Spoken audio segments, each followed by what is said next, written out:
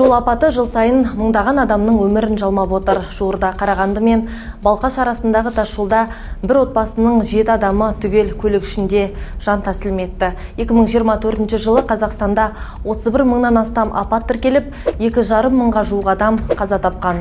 Бұл өте ауыр статистика.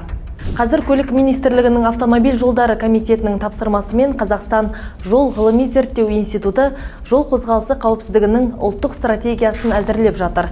Бірақ бұл стратегия қай кезде іске асады және оның тиімділігі қандай болады?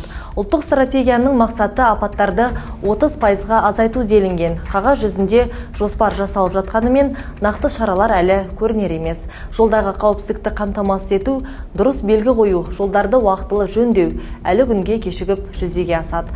Жүргізушілер апат болған аумақта қауіпсіздік белгілерінің болмағанын айтып шағымданады. Алайда жол сапасына жауапты Қазавтожол ұлттық компаниясы кінәні жүргізушілердің өздерінен іздейді. Мұндай жауапкершіліктен жалтару жүйенің өзінде кемшіліктер бар екенін аңғартады. Қай жерде жиі апат болатынын анықтап, жолдың сол тұсын жақсарту Қазавтожол компаниясының тікелей міндеті. Сондықтан компания жүргізушілердің кінәсін ғана айту арқылы жауапкершіліктен сытылып кетпеу керек. Ең бастысы қауіпсіздік шаралары апаттан кейін емес, алдын ала жүзеге асуы тиіс.